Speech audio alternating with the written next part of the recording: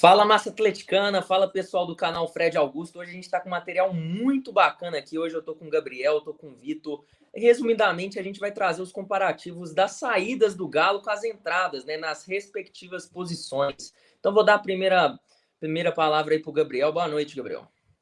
Boa noite, Massa. Boa noite, Rodrigo. Boa noite, Vitor.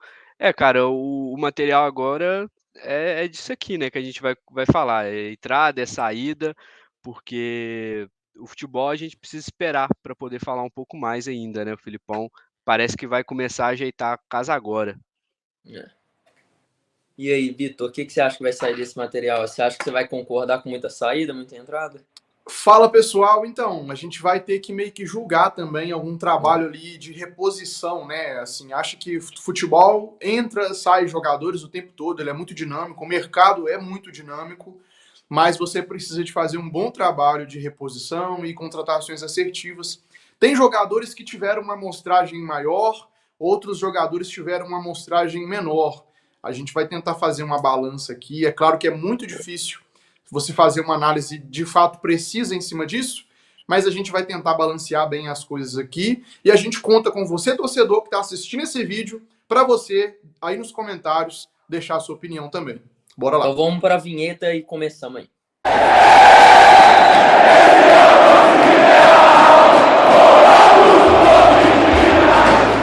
Pessoal, já deixa o like, compartilha com seus amigos esse material. Acho que a gente vai ter muita discussão nisso aí. Então vamos lá, Gabriel. A gente começa com quem? É Saravia e Guga, né? O Guga sai, vai pro Fluminense, num pacotão, né, que o Galo vende ali pro Fluminense, e entra o Saravia ali como alternativa, né, pro Kudê, uma das alternativas que ele pede pela lateral. E cara, a gente vê aí que no começo não dá muito certo, né? O Saravia não engata, até machuca. E então assim, os números do Saravia ele não são bons se a gente for olhar tudo.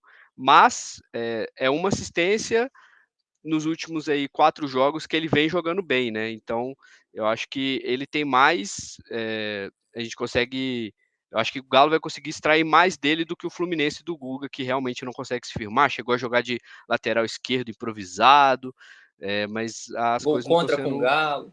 gol contra com o Galo, as coisas não estão indo muito bem para ele lá não. O que vocês acham? Eu vou dar aqui, porque eu acho que qualquer um nessa posição ocuparia em vez do Guga, né? O Guga estava sendo muito criticado no Atlético, erros constantes ali em 2022, que tem no Fluminense também, muita gente já percebeu isso lá, o torcedor tricolor. Cara, e o Saravia é outro depois contra o Flamengo, né? Se a gente pega o Saravia antes do jogo contra o Flamengo, beleza, ele não seria uma reposição ali, mas para mim para mim já é uma reposição muito mais à altura que o Guga. Hoje eu até colocou ele como titular em vez do Mariano, apesar do Mariano ser muito experiente. Mas o Saravia, para mim, mudou depois do jogo contra o Flamengo. Os números ali são parecidos, mas o que impressiona no Saravia é a parte técnica. E eu acho que o Vitor sabe falar muito melhor disso do que eu, né, Vitor? Imagina, então, eu acho uma disputa bem equilibrada. O Guga não era nenhum top lateral do Brasil, mas era um cara equilibrado. Fazia bons jogos, fazia alguns jogos também assim tenebrosos em que a gente pedia, né, Mariano titular, não tem jeito. Então eu meio que equilibro a passagem do Guga de bons jogos a jogos ruins. E em alguns momentos importantes, principalmente com desarmes e tudo mais. Então, defensivamente eu ficaria com o Guga e ofensivamente eu acho que o Saravia tem conseguido contribuir mais nas partidas recentes dele. E o curioso é que, para substituir o Guga aí, entre aspas, né, o Saravia ali, que é uma contratação da era Kudê. E ele jogou com o Kudê no Racing, ele joga com o Kudê no Internacional, e ele chega para jogar com o Kudê no Galo e não joga bem com o Kudê. O começo do Saravia no Atlético é desastroso também. E o Saravia agora, né, dentro disso que o Rodrigo falou, tem se mostrado ofensivamente, principalmente ali, importante para o time, indo para cima, com intensidade, ajudando na criação de jogadas, enfim. Ainda tem muita margem para evolução, mas eu acho um duelo equilibrado aí. Vamos embora pro próximo aí. É isso. Aqui, né, o Otávio não necessariamente chegou esse ano, mas é a reposição do Alan, né? Nitidamente é a reposição do Alan. A menos que, né, a gente pode interpretar aí que de repente se o Alan tivesse, quem ia jogar de segundo volante era o Alan e não o Batalha, mas eu não sei. Fato é que era o Otávio ou o Alan Franco, né? Eu preferi botar o Otávio para a gente conseguir pelo menos conversar sobre. Cara, acho que a nível de jogador aqui, infelizmente, a gente perde muito, né? Mesmo o Alan não estando bem lá no Flamengo, existem, né, o ambiente no Flamengo não tá dos melhores, então, assim, a gente não sabe se ele tá jogando mal por conta disso ou se é realmente uma queda esportiva dele, né? Mas eu acho que aqui a gente perde muito, tá? O que vocês acham? Tá mutado. Na última partida do Flamengo mesmo, na vitória do Flamengo sobre o Grêmio, o Alan foi um dos melhores em campo, assim.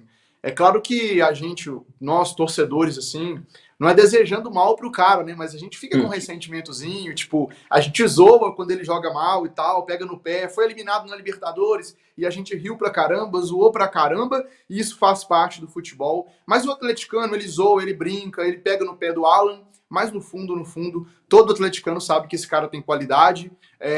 Já teve 2 partidas recentes do Flamengo ali, tipo, com exceção àquela eliminação na Libertadores que eu assisti, e que ele foi importante, principalmente com passes ali bem verticais, enfim.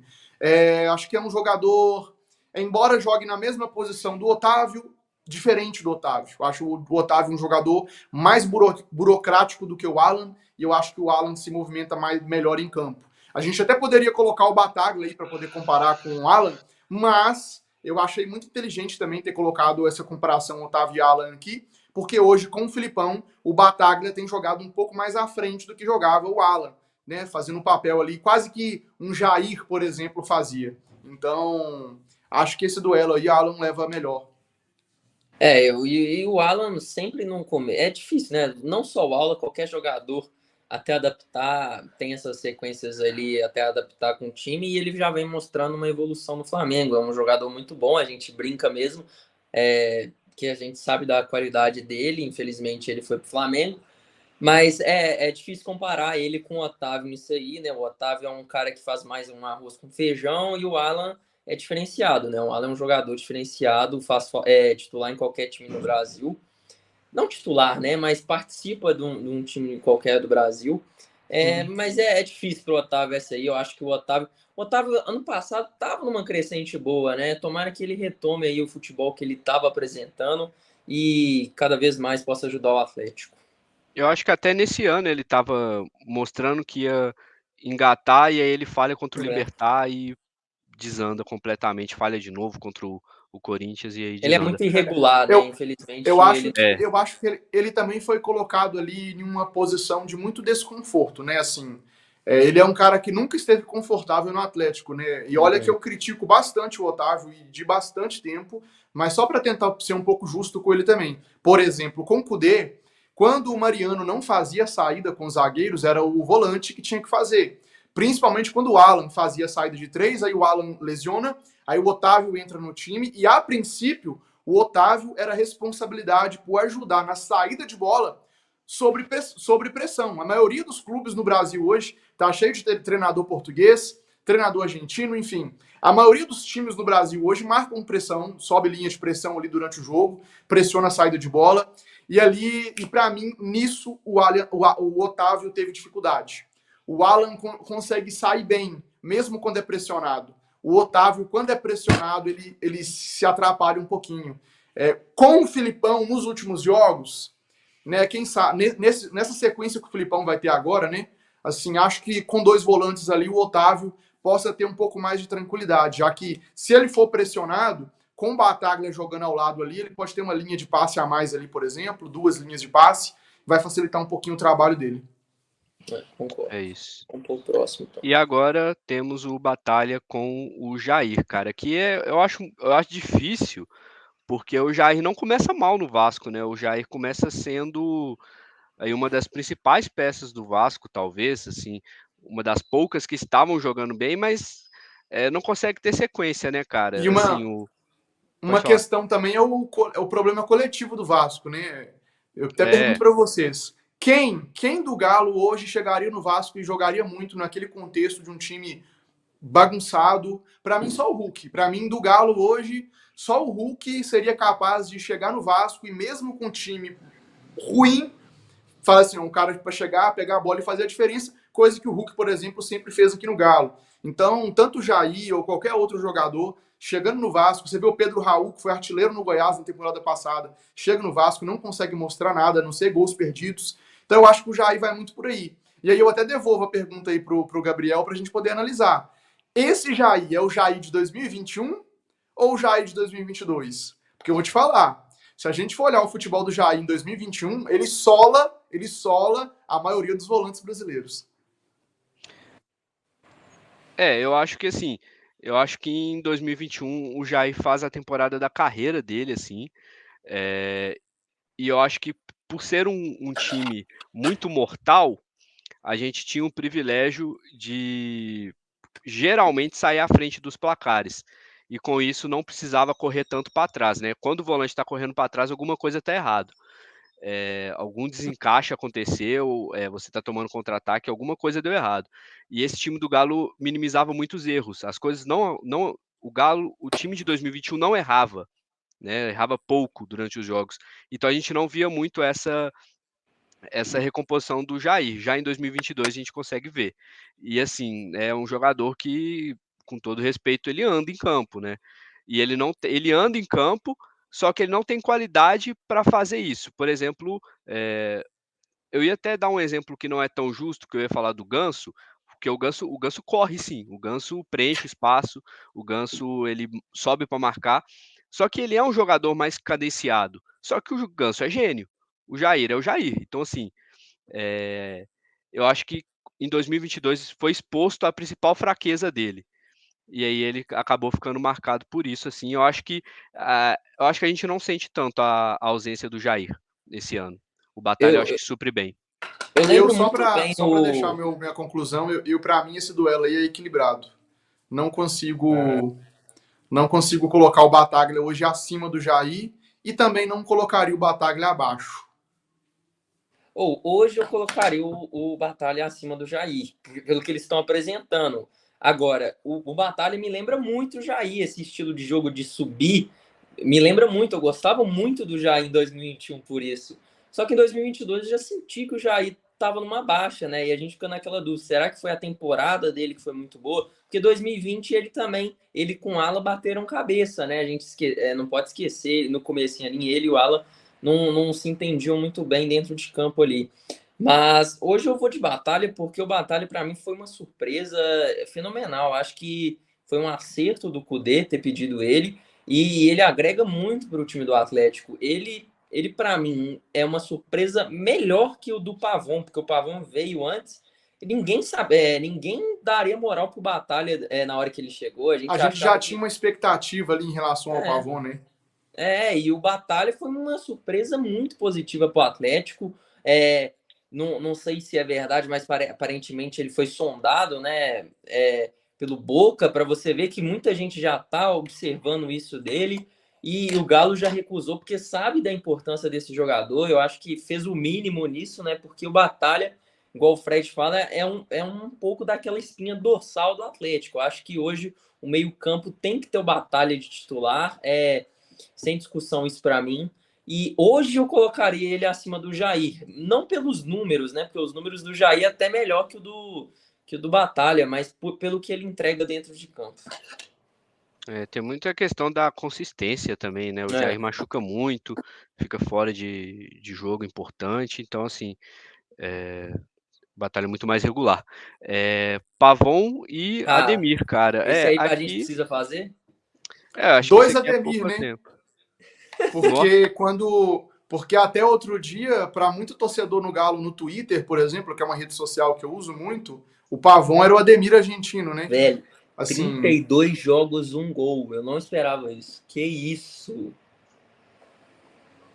acho que aí acho que a gente pode poupar tempo, é com sobras o Pavon e com todo respeito ao Ademir.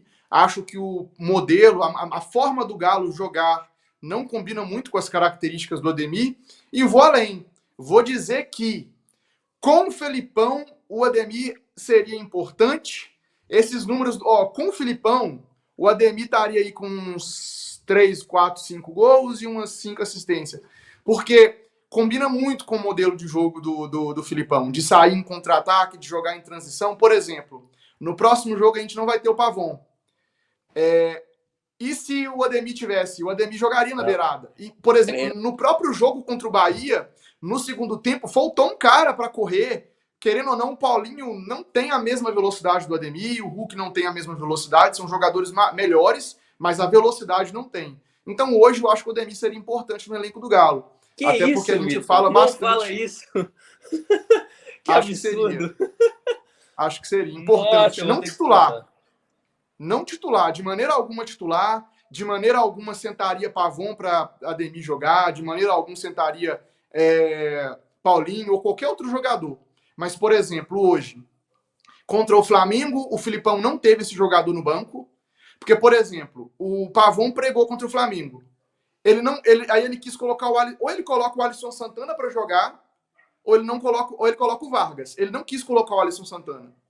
O Vargas, na coragem que tá para poder puxar contra-ataque, meu amigo, aí é muita oração e pensamento positivo. Então, se não coloca o Alisson para jogar, não tem esse jogador para entrar no segundo tempo e puxar contra-ataque. Acho que ele seria importante por isso, só por isso. Pela ausência de outros bons jogadores, não por conta, dele ser fora de série, porque não é, né? Cara, eu concordo que eu acho que esse estilo de jogo do Filipão, onde você joga muito distante da área e precisa chegar até ela, cara, eu acho que o Ademir seria importante. Eu acho mesmo. Porque, assim, eu não acho que ele é um jogador de 1 contra 1. Eu não acho que ele, por exemplo, ele vai conseguir pegar uma bola, vai driblar alguém, igual é o Keno, por exemplo, e vai finalizar, vai terminar a jogada. Mas eu acho que ele é um cara que ele cumpriria um papel de segurar o lateral adversário. Mais do que um papel técnico, eu acho que o papel tático do Ademir seria importante pela ausência do mesmo no elenco. A gente não tem um cara flecha assim, sabe?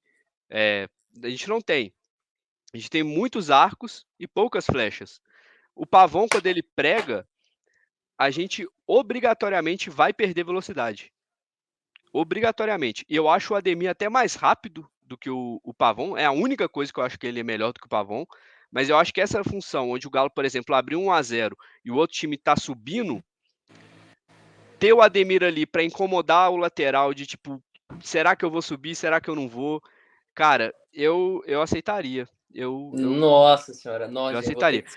eu vou ter que discordar de vocês, me desculpa, respeitosamente, eu acho que Ademir não pode mais nem pisar, todo respeito ao Ademir, mas o que ele mostrou no Atlético não dá. Para mim, eu entendi a comparação que vocês fizeram, a importância dele, na velocidade dele, mas aí a gente pensa em outros caras, como o exemplo dele, o Savarino.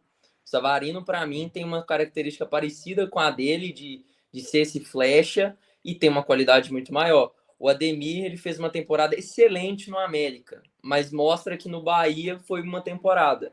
Eu, felizmente, na minha opinião, né, não colocaria o Ademir de forma alguma mais no Atlético. Agradeço ele, é um profissional muito... Ele se entregou, a gente sabe da entrega dele, mas é aquele caso, é o mesmo caso que o do Patrick, o lateral. Cara, eu gosto demais da pessoa do Patrick. O cara é excepcional, mas ele não é um nível do Atlético Mineiro. O Ademir mostrou que não é nível do Atlético Mineiro. Ele até corria muito bem, mas parece que a bola não acompanhava ele na corrida. Nossa, o Ademir já me fez muita raiva. Eu não consigo pensar nele mais no Atlético. Mas eu entendo o posicionamento seu, como que ele seria importante nessa tática do Felipão. Mas aí eu pensaria pelo menos em outros nomes, não dá para colocar o Ademir aí. Não é. Tem muita gente à frente dele, tipo assim, na minha opinião, seria um cara que, se ele ainda estivesse no clube, por exemplo, se ainda tivesse o Ademir e o Sacha, se tanto o Ademir ou quanto o Sacha não tivessem sido vendidos, na minha opinião, eu acho que o Filipão usaria mais o Ademir, por exemplo, do que o Sacha. Justamente porque a gente não tem no nosso elenco muitas opções com essa característica de jogo. É mais por conta mesmo dessa lacuna no elenco, mas assim, para contratar, para ir atrás e tal, não, é Não, passado. tipo, se for, por exemplo, Ademir ou Savarino. Savarino sem pensar. Mas entre Ademir e nada, eu preferia o Ademir, entendeu? Entre ter o Ademir e não ter ninguém, eu preferia ter o Ademir. Olha, aí vocês estão batendo a contradição do Casares. Então vocês preferem o Casares aqui? No porque o caso, Casares é ex-jogador, pô. No caso, o Ademir é atleta, né? Eu considero o Casares um ex-atleta. Aí na minha cabeça já não é a mesma coisa. Pra mim, É o um Casares debate bom, parou é em um debate 2019. bom. O pessoal nos comentários vai deixar a opinião deles, tenho certeza também. É um debate bom. Vamos deixar com certeza. Bora lá para a próxima. Cara, aqui é difícil, né? Vou de Sacha. Toda hora também, cara. Ainda mais com o estilo de jogo do Filipão. O Edu Panzi, ele falou uma coisa muito interessante, que eu concordo muito, é que a gente às vezes fica pedindo o Kardec, cara, mas como que o Kardec vai jogar sendo que o Galo joga do meio para trás? O Kardec não consegue chegar na área, e é onde ele joga. Então, assim, onde que o Kardec vai ser útil? Eu acho que ele é útil para o elenco, para um jogo onde a gente está perdendo, e aí a gente vai para cima, e aí precisa de fazer número na área, mas, igual, por exemplo, eu estava batendo muito na tecla de colocar o Kardec para tirar o Hulk da área. Cara, e realmente eu não acho que essa opção é válida mais, assim, por conta disso. Eu não acho que, por exemplo, os contra-ataques que o Hulk puxou contra o Bahia, pô, o Kardec ia dominar a bola e tocar para trás, assim. Não tinha muito o que fazer. E o Sacha, eu acho que pelo estilo de jogo do Filipão, poderia cumprir esse papel. Ele poderia fazer isso para o Hulk sair da área. Porque o Sacha tem uma certa velocidade, tem uma habilidade, conduz a bola bem, então eu acho que ele seria importante ter mantido aqui no Galo. O Kardec também nem conseguiu mostrar muita coisa pra gente, né? Ele chegou, fez gols. Esses gols aí são na temporada, né? Temporada, Isso. importante. Ele chegou, fez gols, mas teve 2 lesões, uma lesão muito séria, não conseguiu jogar. Então, assim, é uma amostragem muito pequena e que hoje, dentro do modelo de jogo, não conseguiria se adaptar muito fácil, não. Concordo com você. E vou ser um pouco polêmica aqui, o Sacha não podia ter saído do Atlético, deveria ter outros jogadores na frente dele para sair do Atlético. Sacha, mais uma temporada, eu acho que, cara, desde 2020 o cara tá numa sequência muito boa de números, assim, o cara entrega mesmo.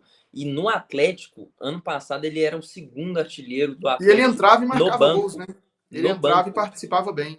O cara entrega de uma forma incrível, o cara é profissional totalmente. Sinto muita falta do Sacha, viu? Foi uma venda necessária do Atlético, mas eu não priorizava a venda dele, eu priorizava outros jogadores aí que tá no Atlético, até mesmo fazendo um treinamento com má vontade, né? Não vou nem citar nomes que eu acho que todo mundo sabe. Acho que todo mundo pensou na mesma pessoa. E outra coisa, eu acho também que isso é fruto dessa parada, de a cada 6 meses a gente tem um treinador diferente. A gente tá gravando um vídeo aqui, aí tem um treinador.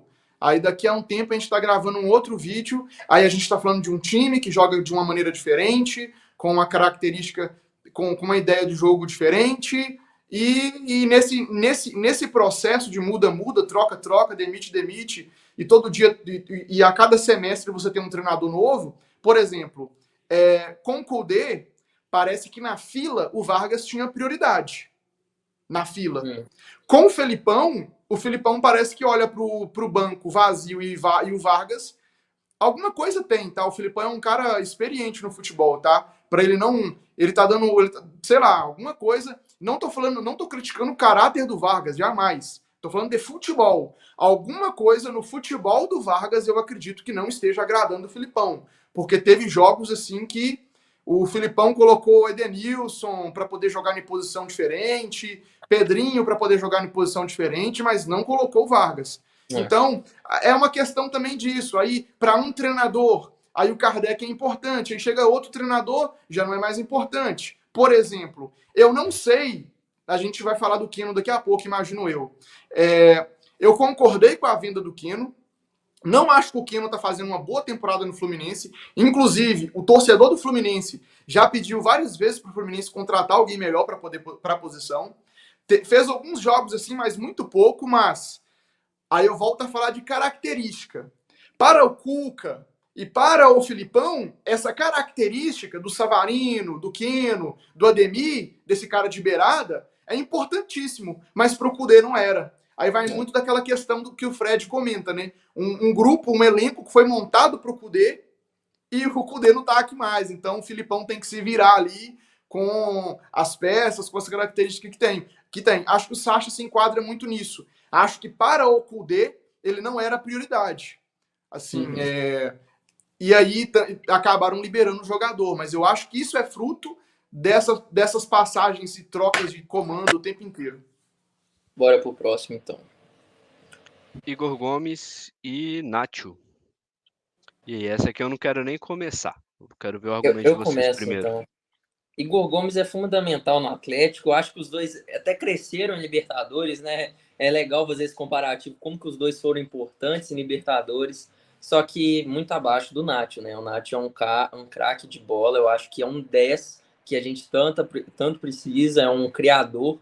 O Igor Gomes é aquele cara que dá uns passos bons ali, mas eu não sinto ele um instinto criativo no meio-campo. Talvez ele pode evoluir, né? Pô, tem 6 meses de clube ali, é um começo no Atlético, né? E cada dia vai ter uma evolução. Mas eu sou fã do Nacho, eu sinto muita falta do Nacho no meio-campo do Atlético. Mas não é questão que o Igor Gomes é ruim, sabe? Mas eu sinto falta do Nacho Fernandes. O Igor Gomes é um dos jogadores que eu mais gosto no elenco do Atlético, um dos jogadores que para mim tem maior potencial, mas fico com o Nacho Fernandes, que inclusive a gente esperava que o Edenilson fosse aquele Edenilson que foi convocado para a seleção brasileira, que pisava na área, que fazia gols, que fazia gol de cabeça, que dava muita assistência, passa em profundidade o tempo inteiro, e o Edenilson não foi esse jogador para a gente não sentir tanta falta assim do Nacho. Mas o Igor Gomes assim ainda é jovem, vai crescer muito, mas o Nacho Fernandes com sobra. Eu acho que o Nacho é mais jogador, mas assim, eu acho que o Igor Gomes nos últimos 2, talvez 3 jogos, vem deixando essa saudade um pouco mais para trás, assim. Eu acho que, pelo menos para mim, eu vejo ele com potencial de resolver esse nosso problema. Então, assim, acho que no momento ainda é Nacho, mas se eu tivesse que escolher para ter no Galo o Igor Gomes ou o Nacho, eu acho que pela idade, pelo potencial, pelo projeto, eu acho que eu iria no Igor Gomes, tá? Pensando pelo aspecto financeiro também e tal, né? Mas É. assim, vale lembrar que o Igor Gomes também tá jogando, o Filipão. O Igor Gomes é um cara que ele faz um jogo extraordinário e no outro tá no banco. Inclusive, esses dias mesmo a gente estava cobrando sequência pro Igor Gomes. E ainda afirmo, o Igor Gomes está jogando para mim porque o Zarate está lesionado. Acho que, inclusive, isso não é uma crítica ao Igor Gomes. É uma crítica aos treinadores, tanto para o Kudê quanto para o Zarate. Eu acho que o Kudê e o Filipão perderam muitos jogos insistindo em jogadores que não mostravam rendimento e o Igor Gomes ficando ali sempre no banco, no banco, no banco, e agora, por conta de lesionados ali, tá recebendo uma oportunidade maior. Isso aí. Cara, esse aqui eu não vou nem comentar, porque eu já falei disso na última live, já falei isso algumas vezes. Vou só falar aqui para mim. Aqui para mim é Paulinho, não sinto falta alguma do Keno. Paulinho também. O Keno, para mim, proporcionou um dos melhores dias da minha vida, né? O Keno entregou tudo no Atlético, mas a gente tem que entender que o ciclo dele acabou aqui. E lá no Fluminense mostra que aqui ele ficaria com aqueles problemas de lesões, né? Mas saudade eu tenho pra caramba do Keno, mas a gente sabe que ele não poderia entregar o que ele De 21, né? entregava, né? E o Paulinho. Pode lembrar o torcedor de uma parada? Em 2022, ano passado. Assim, Keno, para mim, é um ídolo recente. Não entra no tamanho de outros grandes ídolos da história do Galo. Ídolo recente, aquele jogador importante na nossa história. O Keno é esse cara, tá? Igual o Rodrigo falou, assim, proporcionou um dos melhores dias da nossa vida. Vai estar sempre guardado na nossa memória, no nosso coração, na história do clube. Sempre vai ser idolatrado, respeitado toda vez que vier para BH. Qualquer restaurante que ele for em BH, esse cara vai ser respeitado, idolatrado aqui em Belo Horizonte, qualquer lugar de Minas Gerais, por exemplo. Mas, pessoal que pega no pé do Paulinho nessa temporada, vocês precisam de ver, de lembrar a quantidade de gols absurda que o Keno perdeu no Galo ano passado, 2022. Verdade. O Keno perdeu uma quantidade absurda de gols, cara a cara, frente a frente com o goleiro, rebote, assim. Inclusive, em 2022, duas coisas me irritavam muito no Keno. Primeiro, era a previsibilidade. Todo zagueiro sabia que ele ia tentar dar um corte curto para a direita, para dentro. E aí ele era desarmado muito fácil. E ele perdeu aquela capacidade de mano a mano que ele tinha em 2021. Perdeu muito disso. E segundo, a finalização. Ele parece com um pouco do começo do Paulinho, né, em 2022. O problema é que a torcida meio que protege pelas contas que ele entregou, né? Mas eu acho que o Paulinho é uma promessa, 22 anos ali, tem tudo para entrar na... O Keno já entrou na história do Atlético, agora é a vez do Paulinho. Vamos criar outros ídolos ali. Eu acho que o Paulinho, olha os números do Paulinho, poderia ter sido melhor, Paulinho, mas é a sua primeira temporada, a gente espera que no próximo ano a gente faça essa comparação e esteja números maiores, porque eu tenho certeza que o jogador vai evoluir ao longo da temporada e com certeza ele tem tudo para entrar na história do Atlético. Eu acho que vem junto com a evolução do time também. É isso. Eu acho que o Paulinho, cara, ele não deixa margem para a gente sentir falta do Keno de 2022. Só para deixar claro que, obviamente, respeito muito a história do Keno, mas eu não sinto saudade dele aqui muito mais por conta das lesões, né? Assim, são 18 jogos pelo Fluminense, já lesionou lá, eu acho que 2 vezes, e deixou o Fluminense na mão. Tiveram que improvisar o Lima no lugar dele, porque é uma posição onde o Fluminense é carente. Então, assim, cara, se o Keno tiver 100% em condições de jogar futebol, aí eu sentiria muita saudade dele. Mas a gente sabe que não é assim, né? Então... Sabe o melhor Keno? Pra mim, o melhor Keno nem é o de 2021. 2020, né? Jogou muito. Absurdo. Jogou muito. Hat-trick 2 vezes seguida contra no Brasileiro, Atlético né? Goianiense. Pra quem gosta de jogar cartola aí, era Keno capitão do time de todo mundo. Saudades desse Keno. É isso, mas fechamos aqui. Fechamos? Boa. Fechamos. Só um comentáriozinho de um jogador que acho que... Eu não me lembro se ele saiu nessa temporada, acho que foi por isso que a gente não colocou aqui. Não me recordo quando ele saiu, mas eu só quero lembrar dele que, pra mim, é um jogador que ainda não foi substituído. E é bizarro isso, né? A gente meio que vai passar uma temporada inteira sem substituir esse jogador. Júnior Alonso. A gente não tem um jogador que, historicamente, trabalha pelo lado esquerdo. E aí, o Gemerson é o cara que toma pancada, que se expõe, que joga fora da zona de conforto e que, nas últimas 3 partidas, só notão, muito importante nos jogos, mas é o cara que joga pela esquerda ali, mas se sacrificando. Porque aquele zagueiro canhoto, construtor, como era o Júnior Alonso, a gente ainda não tem.